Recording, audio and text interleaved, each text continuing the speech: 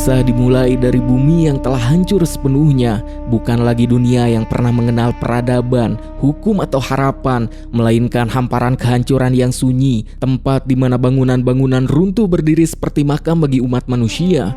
Di dunia yang telah mati inilah, seorang survivor bernama Jason menjalani hidupnya dengan cara bersembunyi dan mengendap-endap demi satu tujuan sederhana, yaitu mencari makanan agar bisa bertahan hidup satu hari lagi. Namun kehancuran ini tak muncul begitu saja. Semua bermula 19 tahun yang lalu, tepatnya pada tahun 2026, ketika sebuah virus mengerikan menyebar ke seluruh dunia secara tiba-tiba. Virus itu bukan sekadar penyakit biasa, ia adalah infeksi yang merampas kemampuan manusia untuk berpikir dan memahami, menghapus nalar, mematahkan kesadaran dan mengubah manusia menjadi makhluk buas yang saling memangsa seperti orang gila. Dalam waktu singkat, kekacauan meluas ke seluruh penjuru dunia. Satu persatu pemerintah runtuh, sistem hukum hancur, polisi dan militer tak lagi mampu mengendalikan keadaan. Tak ada lagi negara yang sanggup menghentikan bencana ini. Dan kini, setelah 19 tahun berlalu pada tahun 2045, hanya segelintir manusia yang masih hidup. Namun meski berhasil bertahan, sumber daya makanan dan air hampir sepenuhnya habis. Kelaparan menjadi musuh yang sama mematikannya dengan para terinfeksi. Dan hari ini seperti hari sebelumnya, Jason kembali berkeliling di area sekitarnya. Ia menyusuri jalan-jalan kosong, memasuki bangunan yang telah lama ditinggalkan, juga mencari persediaan makanan dan minuman yang mungkin masih tersisa. Hingga setelah berjalan cukup jauh, ia melihat sebuah toko. Jason pun masuk dengan hati-hati, namun di dalam ia mendapati bahwa semua persediaan telah dijarah lebih dahulu dan rak pun kosong. Jason kemudian melangkah ke ruangan berikutnya dan di sana ia menemukan sesuatu yang membuat langkahnya terhenti. Dua kerangka manusia masih saling menggenggam tangan. Dan mereka adalah pemilik toko ini yang dipateni oleh para survivor lain demi merebut barang dagangan mereka. Namun di detik terakhir hidup mereka tetap tidak melepaskan satu sama lain. Dan pemandangan itu membuat dada Jason terasa sesak, yang mana kenangan lama pun kembali menyeruak. Saat bencana ini pertama kali menyebar, istri Jason, Mary, sedang mengandung anak mereka. Pada saat itu Jason berusaha melindunginya dari para terinfeksi bersama para survivor lain yang bersembunyi di sebuah bangunan tua, tempat mereka berharap bisa bertahan hidup. Dan di bawah penjagaan ketat, Mary melahirkan seorang bayi perempuan. Namun Jason dan Mary yang bahkan belum sempat melihat wajah anak mereka, tiba-tiba dari luar terdengar suara para terinfeksi yang berusaha masuk dan dengan brutalnya langsung mencoba memangsa para survivor di sana. Para survivor yang tersisa segera menembaki para terinfeksi, namun karena jumlah mereka terlalu banyak, pertahanan pun mulai runtuh. Di tengah kekacauan itu, Jason berkata kepada Eddie, dokter yang membantu persalinan istrinya, agar segera membawa bayi mereka dan melarikan diri melalui jalan belakang, sementara ia akan menyusul dengan membawa Mary, yang kini kondisinya sangat lemah karena baru melahirkan. Di mana di tengah kekacauan itu, Jason yang dibantu teman-teman survivor lainnya sekuat tenaga tetap membawa Mary istrinya pergi. Namun tak lama kemudian, para makhluk terinfeksi kemudian menyerang yang seketika membuat temannya tewas. Dan di momen itu, Jason yang sedang riweuh membopong istrinya sekuat tenaga berusaha menembaki para zombie hingga naas. Mary istrinya yang keadaannya begitu lemah menjadi korban.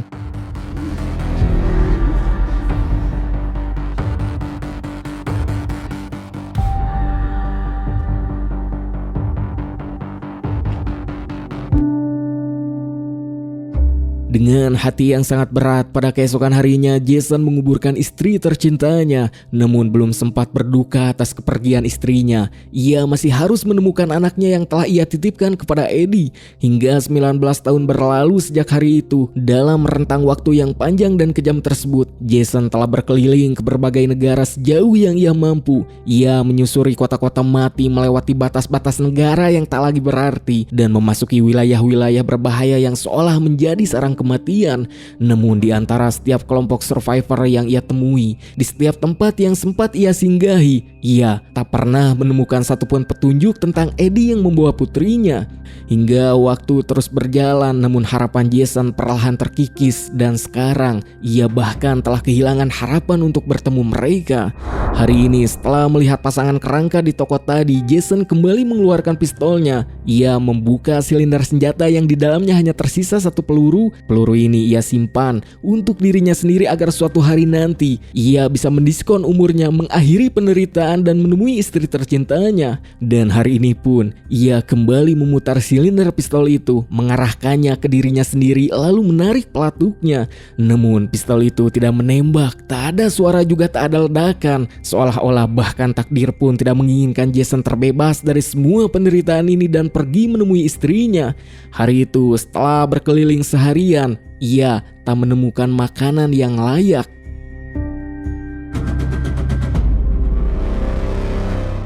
Saat ia berjalan kembali ke tempat persembunyiannya menjelang malam, di tengah jalan ia bertemu dengan seorang pria terinfeksi. Namun Jason yang sudah terbiasa menghadapi mereka dengan tenang, ia mengalihkan perhatian makhluk itu ke arah lain lalu berlari menuju rumahnya. Sesampainya di sana, ia terpaksa kembali memakan makanan tua yang sudah membusuk. Setelah itu Jason mengambil gitar kesayangannya, dan itu adalah satu-satunya benda yang masih memberinya rasa damai. Namun belum sempat memainkan gitarnya, tiba-tiba terdengar suara seseorang yang mencoba memasuki pintu rumahnya. Tentu saja mendengar hal itu membuat Jason terkejut. Ia segera mengambil senapan karena merasa orang yang mencoba masuk ke rumahnya kemungkinan adalah para begal. Yang perlahan pintunya terbuka, namun yang berdiri hanyalah seorang gadis. Meskipun hanya seorang gadis, dalam kondisi dunia seperti sekarang, Jason tetap mengarahkan senjata untuk bertanya tujuan gadis itu datang. Dengan gugup, gadis itu meyakinkan bahwa ia sendirian dan tak membawa senjata apapun.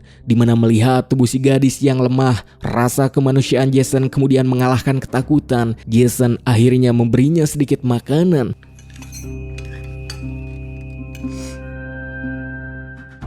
Setelah selesai makan, gadis itu pun mulai bercerita dan mengaku jika namanya adalah Dora. Dora menceritakan bahwa ia berasal dari sebuah komunitas kecil para survivor di pegunungan utara. Namun karena pertanian di tempat mereka juga telah terhenti, ia bersama sebuah tim kecil pergi ke kota untuk mencari persediaan makanan dan minuman agar bisa membawanya kembali ke komunitas mereka. Namun kemudian mereka malah dikepung oleh sekelompok survivor lain yang disebut Riders. Riders adalah kelompok yang mempateni para survivor lain demi merebut sumber daya mereka. Mereka hanya menerima pria-pria kuat agar bisa mempateni lebih banyak orang. Dora menceritakan bagaimana Rider terlebih dahulu mempateni semua pria dalam timnya. Namun mereka tidak mempateni para gadis secara langsung, di mana para gadis akan ditawan selama beberapa hari, diperpak, diperkaos, dan setelah itu baru dipateni. Di mana saat Rider membawa Dora bersama gadis-gadis lain ke markas mereka, dirinya berhasil melarikan diri hingga sampai ke tempat Jason karena ia melihat lampu yang menyala di sana. Setelah mendengar semuanya, Jason berusaha menenangkan Dora. Ia tahu bahwa kini tak ada lagi hukum dan aturan. Manusia yang tersisa telah berubah menjadi binatang dan kelompok Riders adalah yang paling berbahaya di antara semuanya. Setelah suasana sedikit tenang, Dora mengeluarkan sebuah peta yang telah lusuh dan terlipat. Dengan jari yang sedikit gemetar, ia menunjukkan sebuah titik di atas kertas itu. Dora mengungkapkan bahwa setelah mereka pergi, tim kedua dari komunitasnya akan datang ke titik tersebut dengan sebuah truk 3 hari lagi untuk menjemput mereka bersama semua persediaan yang berhasil dikumpulkan. Dan dalam 3 hari itu, tim Dora seharusnya mengumpulkan sebanyak mungkin makanan dan juga minuman. Namun sekarang, seluruh timnya telah tiada dan hanya ia seorang yang selamat. Karena itu, Dora memohon bantuan Jason untuk mengantarkannya ke titik tersebut agar ia bisa kembali dengan selamat ke komunitasnya. Jason pun menyadari bahwa titik pertemuan itu sangat jauh. Mereka akan membutuhkan waktu sekitar 3 hari perjalanan. Selain itu, seluruh jalan yang harus mereka lewati sangatlah berbahaya karena wilayah itu adalah area utama tempat Riders beroperasi. Menyadari hal itu, Jason berkata bahwa ia hanya bisa memberinya tempat berlindung, namun ia tak bisa menemaninya dalam perjalanan berbahaya itu. Dengan sangat sedih, Dora mengucapkan terima kasih karena Jason telah memberinya tempat untuk bermalam. Ia berkata bahwa ia akan pergi keesokan paginya, di mana setelah itu ia pun pergi untuk tidur. Namun Jason sambil memandangi Dora yang tertidur teringat kembali pada kejadian 4 tahun yang lalu saat dirinya hidup bersama seorang teman bernama Sam dan putra Sam. Mereka bertiga saling membantu dan bertahan hidup bersama. Namun suatu hari, Jason mendapatkan kabar bahwa Eddie, dokter yang membawa bayinya, pernah terlihat di daerah yang sangat jauh. Mendengar itu, Jason segera memutuskan pergi ke sana untuk mencari anaknya. Namun Sam mencoba melarang Jason pergi sebab wilayah itu sangatlah berbahaya dan Sam tak bisa mengambil resiko meninggalkan anaknya sendirian. Sam juga meminta Jason untuk tetap tinggal karena mereka sudah hidup cukup aman bersama. Nanging keinginan Jason untuk menemukan anaknya terlalu kuat. Ia pun meninggalkan Sam dan putranya dan pergi sendirian. Namun meskipun demikian, pada akhirnya Jason tetap tak pernah menemukan anaknya. Keesokan paginya saat Dora terbangun, ia melihat Jason sedang duduk sendiri sambil memainkan gitar dan bersenandung pelan, di mana itu adalah lagu yang sama yang dulu ia buat untuk istrinya.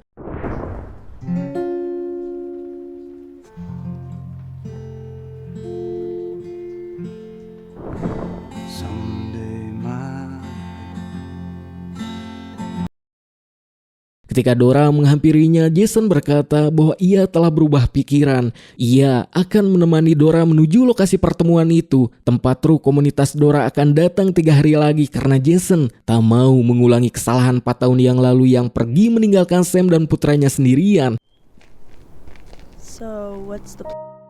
Saat mereka mulai berjalan bersama, hari itu mereka berjalan tanpa henti hingga akhirnya tiba di sebuah tempat perlindungan tua. Bangunan itu berdiri rapuh, namun masih dihuni oleh seorang pria tua yang Jason kenal.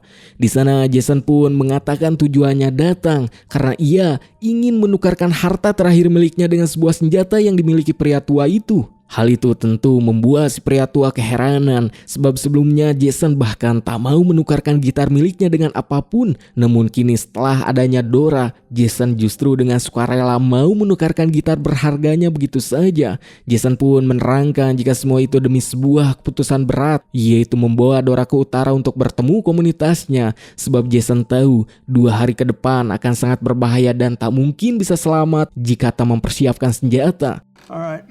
Take what you need. Di perjalanan, Dora menemukan sebuah koran terakhir yang dicetak 19 tahun yang lalu pada tahun 2026.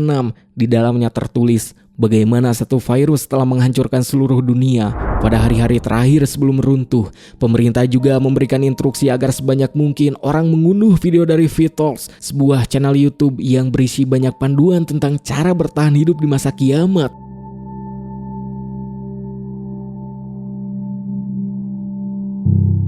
Setelah menempuh perjalanan sepanjang hari, mereka memutuskan berhenti di sebuah tempat aman. Mereka pun menyalakan api unggun dan bermalam di sana, dan di tempat itulah Dora mengetahui bahwa Jason menyimpan satu peluru terakhir di dalam pistolnya. Namun ia tak berkata apapun.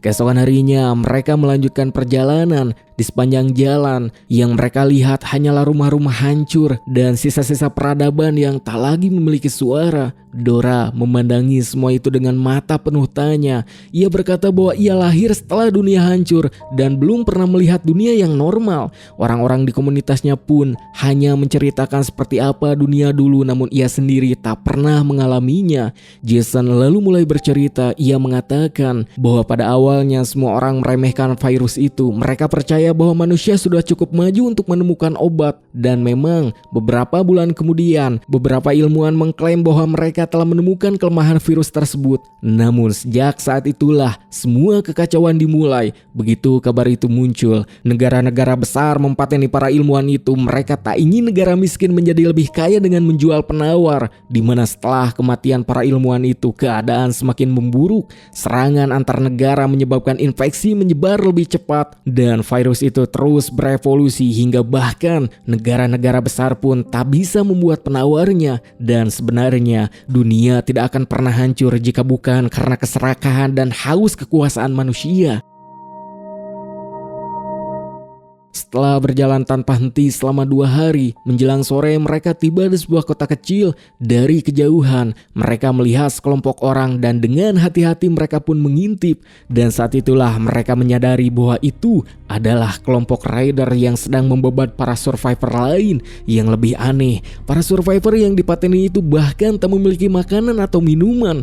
Namun pemimpin raider tetap mempateni mereka dengan alasan bahwa semakin sedikit manusia yang tersisa, semakin banyak sumber daya yang bisa dibagi di antara mereka. Melihat pemimpin itu Dora mengenalinya, ia mengungkapkan bahwa orang-orang inilah yang menyerang komunitasnya. Merekalah yang telah mempateni semua pria dan menculik para gadis. Amarah pun membakar dada Dora. Ia ingin menjedor mereka, namun Jason menghentikannya. Ia memintanya untuk tidak bertindak gegabah karena mereka tak mungkin menghadapi seluruh kelompok itu sendirian. Jason lalu membawa Dora menjauh dari tempat itu, namun tidak jauh dari sana mereka menemukan sesuatu yang lebih mengerikan. Gadis-gadis yang telah diperak-pak, diikat dan dipateni. Dan tiba-tiba Jason mendengar suara tembakan yang itu berasal dari Dora. Jason pun melihat bahwa para rider telah menangkap Dora juga hendak menyakitinya. Tanpa ragu Jason segera menggunakan senapan sniper. Satu persatu ia mempateni mereka, namun ia tahu ia tak akan bisa melawan semuanya. Jason pun langsung berteriak keras memanggil para terinfeksi di sekitar. Yang tak lama kemudian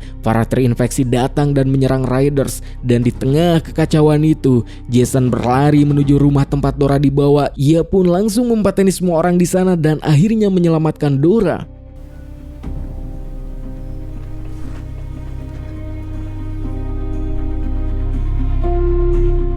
Namun saat mereka melarikan diri, pemimpin raider muncul.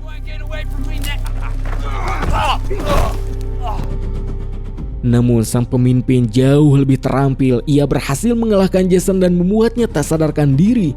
Pemimpin rider itu pun kemudian menangkap Dora, merobek pakaiannya dan hendak menyakitinya. Namun Dora menggunakan akalnya. Saat pemimpin itu mendekat, Dora menggigit lehernya sekuat tenaga dan pada saat yang sama Jason bangkit juga menyerangnya dari belakang yang membuat pemimpin rider langsung tilar dunia.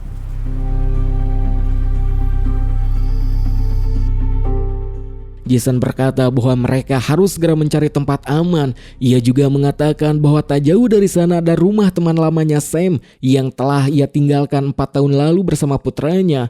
Yang tak lama kemudian mereka tiba di rumah Sam. Sam pun langsung menyambut mereka. Ia mengungkapkan bahwa ia pernah bertarung dengan perampok dan kedua kakinya patah. Ia juga mengatakan bahwa putranya telah meninggal 2 tahun yang lalu.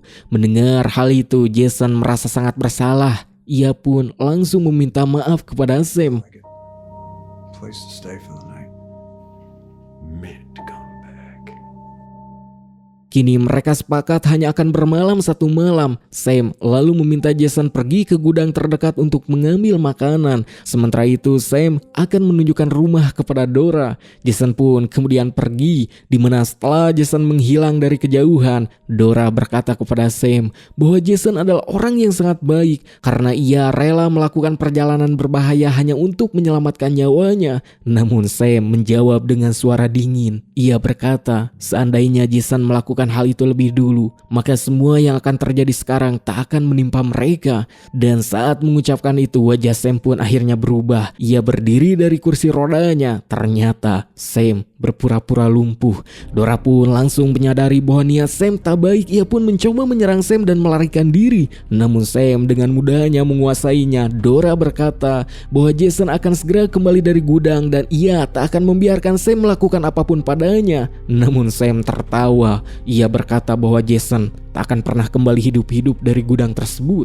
Sementara itu Jason telah tiba di gudang. Begitu membuka pintu, ia mencium bau busuk yang sangat menyengat yang membuat langkahnya terhenti. Dan di dalam gudang itu ia menemukan sesuatu yang membuatnya terpaku. Di sana terdapat putra Sam yang telah terinfeksi dan anak itu dikurung sendirian. Yang ternyata Sam selama ini mempertahankannya tetap hidup dengan cara yang mengerikan. Ia melemparkan orang-orang tak berdosa untuk dileut oleh anaknya. anaknya. Sementara itu Sam berkata kepada Dora bahwa karena tubuh Jason besar, anaknya tak akan membutuhkan makanan selama beberapa minggu ke depan, dan selama waktu itu Sam akan mengurung Dora, memuaskan nafsunya dan pada akhirnya melemparkannya kepada anaknya yang telah terinfeksi. Namun tiba-tiba pintu terbuka, Jason telah kembali dan dengan suara berat ia berkata ia harus kembali demi Dora, dan karena itu ia terpaksa mempateni anak Sam.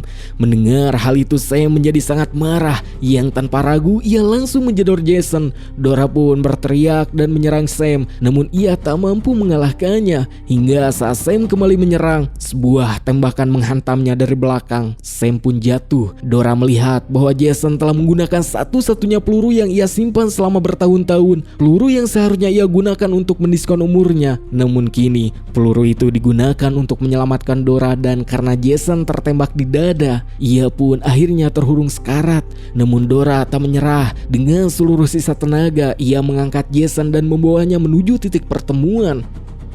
Begitu mereka tiba di lokasi pertemuan, Jason jatuh tersungkur. Dengan nafas yang tersisa, ia berkata kepada Dora agar tidak bersedih karena ia telah lama menunggu hari ini, dan kini ia akhirnya bisa pergi menemui istrinya. Setelah mengatakan itu, Jason pun menutup matanya. Ia merasa seolah-olah berdiri di hadapan istrinya. Namun ketika ia hendak mendekat, istrinya mengisyaratkan bahwa belum waktunya. Yang tiba-tiba Jason membuka matanya. Ia menyadari bahwa ia telah terbaring koma selama 2 minggu. Yang ternyata selama tiba di lokasi itu, atas permintaan Dora, komunitasnya membawa Jason dan mengeluarkan peluru dari tubuhnya. Yang beruntung, setelah 2 minggu koma, Jason akhirnya sadar dan akan selamat.